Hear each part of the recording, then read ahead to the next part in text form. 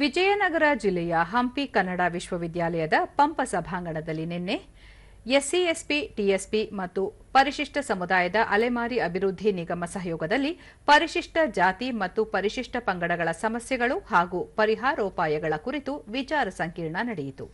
ನಿಗಮದ ಅಧ್ಯಕ್ಷೆ ಜಿ ಪಲ್ಲವಿ, ವಿಶ್ವವಿದ್ಯಾಲಯದ ಬುಡಕಟ್ಟು ಅಧ್ಯಯನ ವಿಭಾಗದ ಮುಖ್ಯಸ್ಥ ಪ್ರೊಫೆಸರ್ ಎಎಸ್ ಪ್ರಭಾಕರ್ ಸೇರಿದಂತೆ ಹಲವರು ಉಪಸ್ಥಿತರಿದ್ದರು. ಈ ಸಂದರ್ಭದಲ್ಲಿ ಪ್ರೊಫೆಸರ್ ಎಎಸ್ ಪ್ರಭಾಕರ್ ಅಲೆಮಾರಿ ಸಮುದಾಯದ ವ್ಯಾಖ್ಯಾನವನ್ನು ನೀಡುವುದರ ಜೊತೆಗೆ ಅಲೆಮಾರಿ ಮತ್ತು ಫಕೀರರ ದಂಗೆಯೇ ಮೊಟ್ಟ ಮೊದಲ ಸ್ವಾತಂತ್ರ್ಯ ಸಂಗ್ರಾಮದ ಹೆಜ್ಜೆಯಾಗಿತ್ತು ಎಂಬ ಮಾಹಿತಿ ನೀಡಿದರು.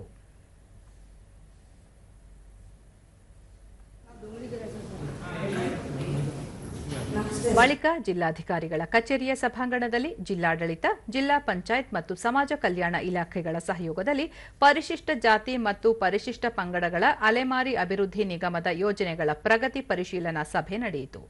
ಸಭೆಯಲ್ಲಿ ಜಿಲ್ಲಾಧಿಕಾರಿ ಎಂಎಸ್ ದಿವಾಕರ್, ಜಿಲ್ಲಾ ಪಂಚಾಯತ್ ಯೋಜನಾ ನಿರ್ದೇಶಕ ಜೆಎನ್ ಅನ್ನದಾನಸ್ವಾಮಿ, ಸಮಾಜ ಕಲ್ಯಾಣ ಇಲಾಖೆ ಉಪನಿರ್ದೇಶಕ ಕಾಳೆ ಸೇರಿದಂತೆ ವಿವಿಧ ಇಲಾಖಾಧಿಕಾರಿಗಳು ಉಪಸ್ಥಿತರಿದ್ದರು.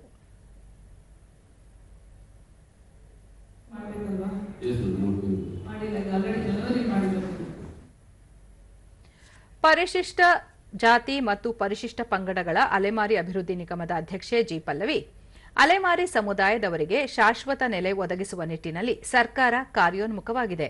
ನಿವೇಶನ, ಮೂಲಭೂತ ಸೌಕರ್ಯ ಹಾಗೂ ಮಕ್ಕಳಿಗೆ ನೀಡಲಾಗಿರುವ ಶೈಕ್ಷಣಿಕ ಮೀಸಲಾತಿಯನ್ನು ಸದುಪಯೋಗ ಪಡಿಸಿಕೊಳ್ಳುವಂತೆ ಸೌಲಭ್ಯಗಳ ಬಗೆಗೆ ಅರಿವು ಮೂಡಿಸಲಾಗುತ್ತಿದೆ ಎಂದರು.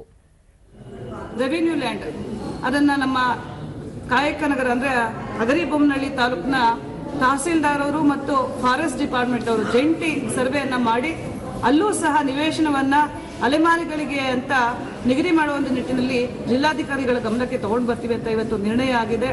ಇದೆಲ್ಲ ಒಂದು ತಿಂಗಳು